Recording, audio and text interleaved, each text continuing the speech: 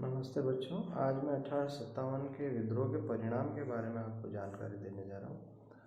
1857 के विद्रोह की असफलता के बावजूद इसने भारतीयों में ब्रिटिश प्रशासन को गहरा आघात पहुँचाया।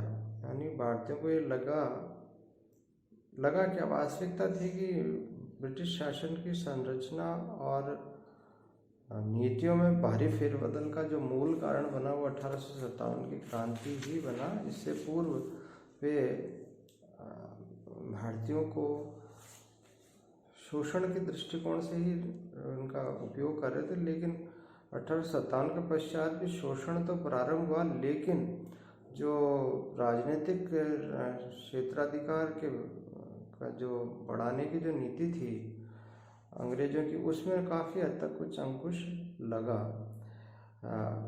1857 की क्रांति का प्रमुख परिणाम ये रहा कि भारत का शासन 1858 अधिनियम के द्वारा ईस्ट इंडिया कंपनी से ब्रिटिश क्राउन के पास चला गया।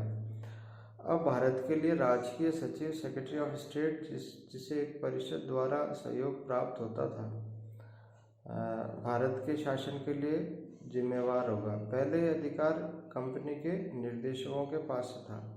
दूसरा मुख्य परिवर्तन सेना में किया गया। भविष्य में भारतीय सिपाहियों द्वारा कोई भी विद्रोह न हो, इसके लिए कई कदम उठाए गए। इसके अंतर्गत यूरोपीय जवानों की संख्या बढ़ा दी गई और बंगाल की सेना में 2 भारतीय सिपाहियों पर 1 यूरोपीय और मद्रास और मुंबई जो बम्बई है वहाँ की सेनाओं में 5 भारतीयों पर 2 यूरोपियों को नियुक्त किया गया। यूरोपीय फौजों के प्रमुख भौगोलिक एवं सैन्य स्थितियों में रखा गया। सेना की प्रमुख शाखाओं जैसे तोपखाना पर केवल यूरोपियों को ही उसकी जिम्मेवारी दी गई।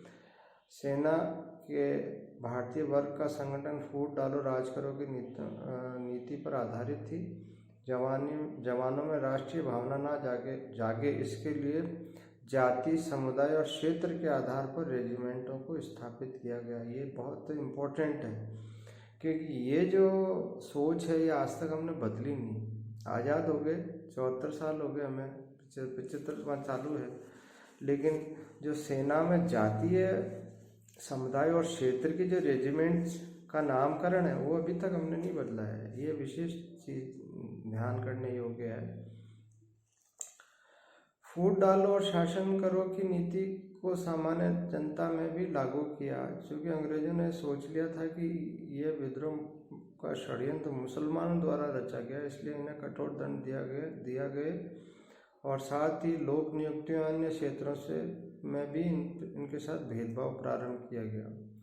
इस नीति के बाद तुरंत उल्टा हुआ। मुसलमानों के लिए एक विलंबित प्रशासन की शुरुआत हुई। 19वीं सदी के अंत में मुसलमानों को हिंदुओं से बेहतर सुविधा देने की योजना बनाई गई, जिससे भारतीय में भेदभाव उत्पन्न करके आंदोलन को कमजोर किया जा सके।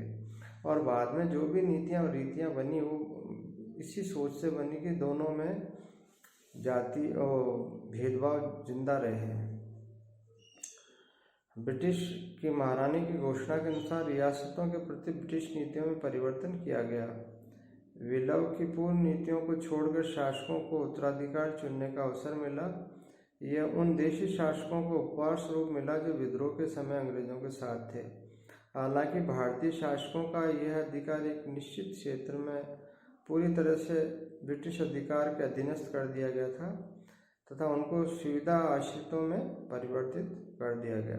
ब्रिटिश शासन ने भारत में लोगों को सामाजिक कृत्यों एवं धार्मिक प्रथाओं को सम्मान देने का निर्णय किया। अंग्रेजों ने भारतीय लोगों को विश्वास दिला कि आगे क्षेत्रीय विस्तार नहीं होगा। अंग्रेजों ने भूपतियों, जमींदारों एवं राजकुमारों को संरक्षण की नीतियां बनाई ताकि आपदा की स्थिति में वे उनके साथ मजबूती से खड़े रहें। 1857 के विद्रोह में ब्रिटिश शासन ने वास्तविक प्रतिक्रियावादी स्वभाव को धरातल पर ला दिया। भूमि के लिए निर्धारित लगान और समय की गारंटी के लिए एक नवीन कृषि नीति प्रस्तुत की गई। इस नीति ने किसानों को बोझिल भूमि बंदोबस्त और राज्य की अत्यधिक कर मांग से मुक्ति प्रदान की। स्थानीय सरकारों को करारोपणों के कुछ पदों को सौंपकर वित्तीय व्यवस्था को भी विकेंद्रित कर दिया गया। इसके अलावा अंग्रेजों ने शिक्षित मध्य वर्ग का विरोध करने और भूमिपतियों तथा राजकुमारों के समर्थन करने वाली नीति अपनाई। दीर्घकाल में ये नीति ब्रिटिश दृष्टिकोण और उसके साम्राज्य के लिए घातक सिद्ध हुई, जैसा कि इस कारण से शिक्षित मध्य वर्ग में कुंठा की भावना बलवती हुई और परिणाम स्वरूप जल्दी आधुनिक राष्ट्रवाद की भावनाओं का जन्म हुआ। सैन्य विलय योजना 1861 में कंपनी के यूरोपीय सैनिकों को क्राउन के अधीन कर दिया गया। इसके अलावा भारत में यूरोपीय सेना को समय समय पर इंग्लैंड दौरे के माध्यम से बेहतर किया गया, जिसे लिंक्ड बटालियन योजना के नाम से भी जाना जाता है। जबकि भारतीयों में यूरोपीय सेना के विस्तार में वृद्धि की गई। भारतीय सेना को घटाकर आधा कर दिया गया। सभी भारतीय आर्टिलरी इकाइयों के कुछ प्रवर्ती बटालियन को छोड़कर सबको समाप्त कर दिया गया। सेना और तोपखाना विभाग के सभी पदों पर यूरोपियों के लिए आरक्षित कर दिया गया। 20वीं शताब्दी के प्रथम दशक तक कोई भारतीय सैनिक किंग कमीशन के लिए योग्य होने के बारे में सोच भी नहीं सकता था एवं एक नई भर्ती अंग्रेज अफसर को वाइसरॉय कमीशन के माध्यम से भर्ती भारतीय अधिकारियों से श्रेष्ठ माना जाता था। शिक्षा पद्धति में भी अंग्रेजों ने बदलाव किया और 1857 की क्रांति के पश्चात पाश्चात्य संस्कृति की ओर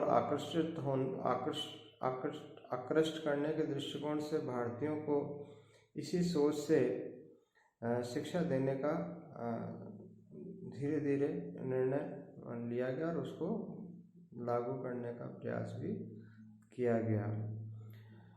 1857 की क्रांति के परिणाम भारतीयों के पक्ष में भी रहे। भारतीयों के पक्ष में जो सकारात्मक परिणाम आए वे निम्न हैं। एक तो आत्मबल में वृद्धि हुई, राजनीति जागृति आई, संगठन की प्रेरणा मिली, एकता की प्रेरणा मिली, स्वतंत्रता आंदोलन को नई दृष्टि मिली और इसके अलावा जो सबसे महत्वपूर्ण है, संपूर्ण भारत में भारतीयता की जागृति हो गई।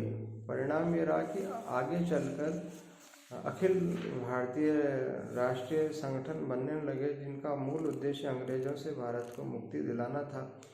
और इस कड़ी में अनेक छोटे छोटे संगठन बनाए गए, जो बाद में 1885 में अखिल भारतीय राष्ट्रीय कांग्रेस के रूप में परिवर्तित हुए। इससे पूर्व में अनेक छोटे छोटे संगठन बने, जिनका मूल उद्देश्य से भी भारत को अंग्रेजों की दासता से मुक्त कराना था और ये एक तरह से इसका सुखद परिणाम रहा। अब अगला जो मेरा विषय होगा वो सामाजिक धार्मिक सुधार आंदोलन के बारे में होगा। धन्यवाद।